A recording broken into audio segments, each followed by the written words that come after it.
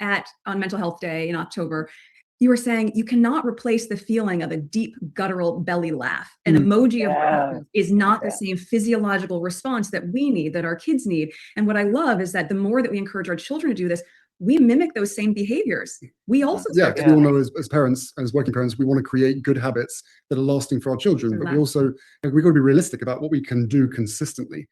Jonathan Haidt and Catherine Price presented their new book, The Amazing Generation, at an Oprah book launch event hosted by Gayle King with 2 special guests. You guessed it, and also they were just in the last clip, Prince Harry and Meghan, the Duke and Duchess of Sussex, and they weren't the only special guests. Patreon, you have the entire interview in full. I hope you are enjoying. But today I have a few highlights that I want to talk about, particularly Harry and Meghan's segment. There's so much to get into. The Amazing Generation is also a book that I absolutely need to read. It sounds like it has a lot of incredible information. We have a lot to get into, so let's get started.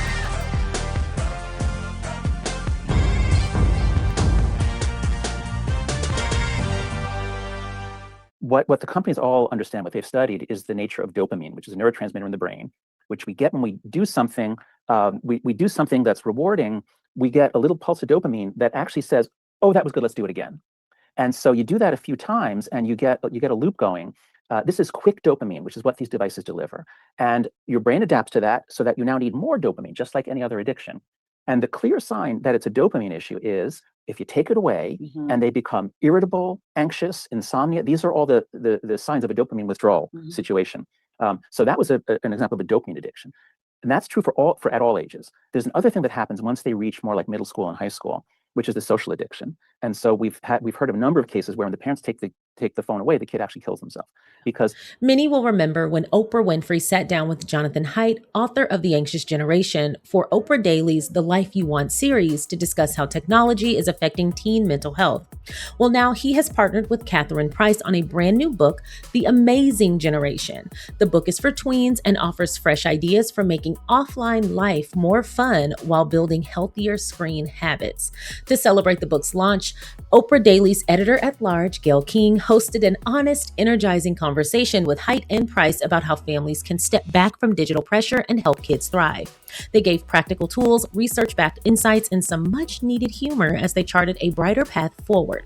They also had several special guests, including our faves, the Duke and Duchess of Sussex. Now, before we get into this conversation, particularly Harry and Meghan's segment, if you haven't already, please don't forget to go ahead and like this video, subscribe to the channel, and feel free to share so that more people can find us. We saw you last on World Mental Health Day, and over the years, we've worked with you on how the digital space is deeply affecting our collective and mental, emotional, and physical health. And obviously, a huge congratulations to you and the outcome of your research, which has created a parent-led movement, which is astonishing and much needed. And that we're proud to be a part of. Yeah, hugely. Yes. And your insights have been incredibly valuable over the years for our work with parents who have lost their children to online harms. And working towards solutions to keep all children safe. Can you speak to how the phone-based childhood, as you call it, affects kids' emotional development and what families can do to support healthier patterns? Yeah, sure. So let's The Duke and Duchess of Sussex are longtime advocates for smartphone and technological boundaries for children, as well as the youth in general. And they're also very much longtime advocates for online safety. As a matter of fact, that initiative is covered as a series here on the channel. They have done so much work and they are only getting started. They've done a lifetime of work and had a lifetime of progress. It's been really great to cover that. But they appeared virtually at the book launch event hosted by Gayle King. Now, the book speaks to the dangers of digital overconsumption, and it's designed to encourage children to have fun in the real world. Harry told the pair that their research on the topic is incredibly valuable. Meghan agreed by saying, "We're proud to be part of this moment." This movement. The couple also made a brief mention of their own children, Prince Archie and Princess Lilibet Diana. Meghan shared her experience putting some of Haidt's and Price's suggestions into practice at home with Prince Archie and Princess Lilibet. Quote, "You were saying you cannot replace the feeling of a deep, guttural belly laugh. An emoji laugh is not the same physiological response that we need, that our kids need," she said. "What I love is that the more that we encourage our children to do this, we mimic those same behaviors. We also start to play, and we also start to be more present. She was absolutely right about that. There is nothing like human connection, real, genuine human connection. Nothing can replace that. Technology, cannot replace real world moments, real moments of deep connection. It's just not something that you can replace or you can substitute. And I feel like as a community, as a society, we are shifting back to wanting things of substance. We're wanting experiences that are real. While we do understand how convenient technology can make life and how easy it can be to communicate with all the advancements we have in technology, they're remedies. And they help us mitigate any kind of distance, but they are not a substitute. We still need that human connection. And I feel like we did make an overcorrection into almost being fully dependent upon technology, but I do feel like there is this huge, massive tide pushing us back to a more convenient, less convenient, but more real and more connected way of life. I feel like we are moving back into a space where technology is supposed to enhance our life. It is not supposed to replace life. I'm not sure if you've ever seen the movie Meghan, no pun intended, because we're talking about Meghan, the Duchess of Sussex. We are not talking about Meghan, the doll, but there is a movie series called Meghan M3GAN. It's one of my favorites. But basically, it's a doll that helps children. It can serve as a social play toy. It can serve as just a regular toy. It has a lot of data. It's like a walking, talking Google in a doll, in a life-size doll. And there's this moment where the creators of the toy are speaking with a psychologist. And the psychologist is saying, I see all the advantages to having this, how convenient, but at what point does it become less convenient and it starts to take over parenting? For example, there are aspects of the toy that help children understand grief based on data online. And the psychologist is asking the creator, who is not a mom, but she is an aunt who has custody of her niece. And she's asking the aunt, at what point how much of this are parents going to get to participate in anymore?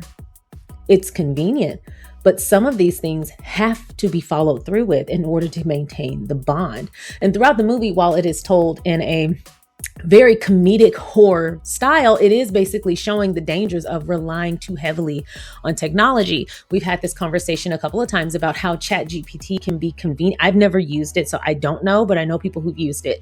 But how ChatGPT can be very convenient and how AI can be very convenient.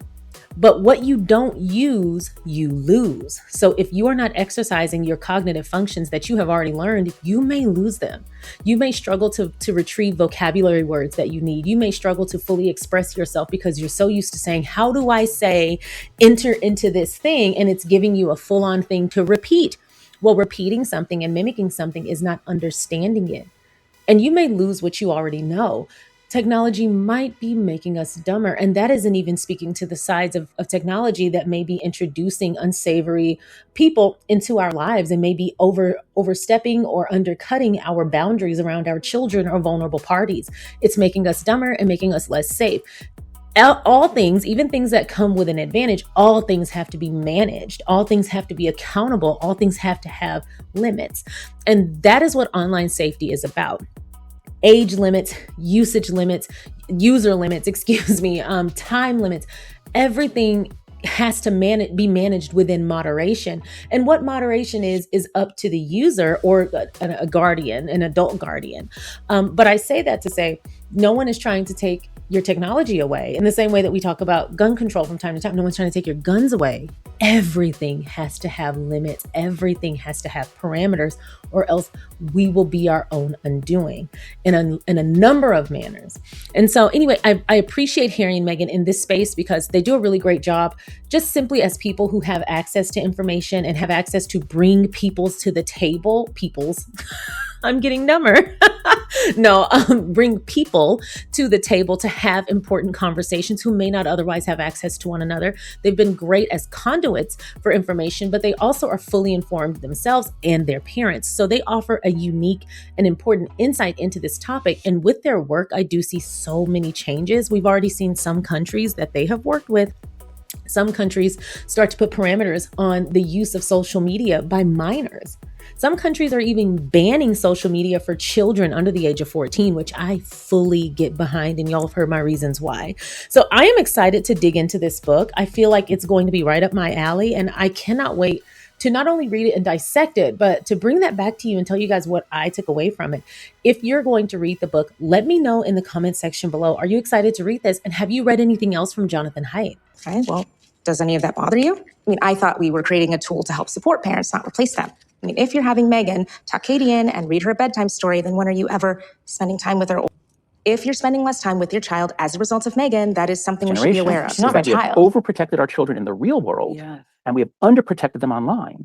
And so that's what's happening. That's what we have to undo. And that, I think, is what's so powerful about the book, is that it isn't just phones bad, phones bad. It's look at the kind of child your parents had. Talk to your grandparents. You know what? Grandparents are actually incredibly important now, because now that Gen Z, the oldest, are 30, and that means that the mothers going forward, the parents going forward, are increasingly Gen Z, which means a lot of them never had an independent play childhood. We need grandparents to step in here and say, let me show you how it's done. Yes. But that's Cell phone safety and its links to mental health have been one of Harry and Meghan's primary causes in recent years. They've championed events through the Parents Network, a branch of their Archewell philanthropies. In April of 2025, we covered this at launch, but they debuted the Lost Screen Memorial in NYC. It's an installation comprised of 50 smartphones, and on each smartphone, the lock screen image was a photo of a child who had passed away due to the harmful effects of social media. Thank you so much for watching the SharionSade YouTube channel. I appreciate you watching my content. If you haven't already, please don't forget to go ahead and like this video by hitting the thumbs up. Please don't forget to subscribe by hitting the subscribe button.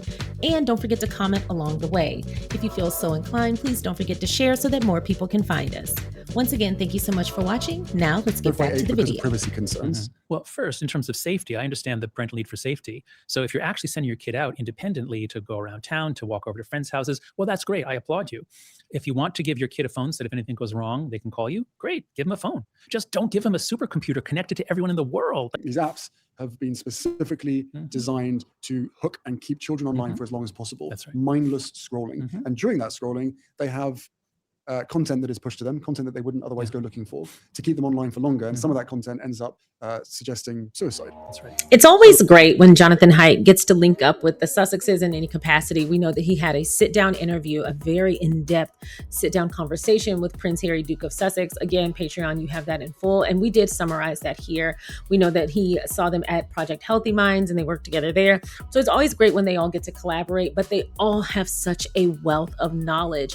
And something about Jonathan Haidt, I'm pretty sure it's because not only is he knowledgeable and extremely educated, but he's great at conveying what he feels and what he thinks through communication, obviously, because he wrote several books.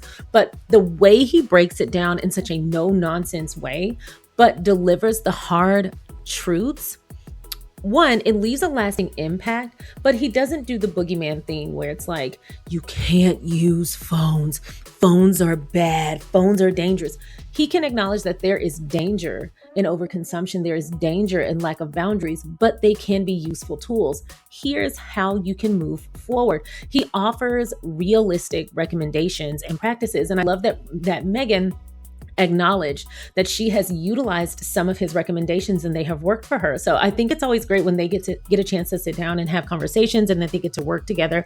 But I do feel like his books, but particularly this one, will offer a lot of insight for a lot of people, but also offer a lot of practical usage tips. So if you guys have read it or are planning to read it and planning to use some of the tips, feel free to share your experiences with me in the comment section below. Feel free to come back to this video and let me know in the comments and we can talk about it then. Anyway, that is all I have for y'all today. It was really nice to see this, but also it made me want to go revisit that conversation he had with Prince Harry. And so I did. I rewatched that interview today. And I picked up on other things that I did not acknowledge in my summary, my initial summary. I picked up on other things that were said. There was just so much in that interview. It was a bit, I think it was close to an hour. So there was so much, or excuse me, no, it was like 30 minutes. It wasn't that long. It was like 30 minutes and there was so much there. So I had a good time revisiting that again. But anyway, I do plan on reading this book and letting you guys know what I think. If you haven't already, please don't forget to go ahead and like this video, subscribe to the channel, and feel free to share so that more people can find us. Thank you so much for watching, and I will see y'all tomorrow in our live stream. Bye.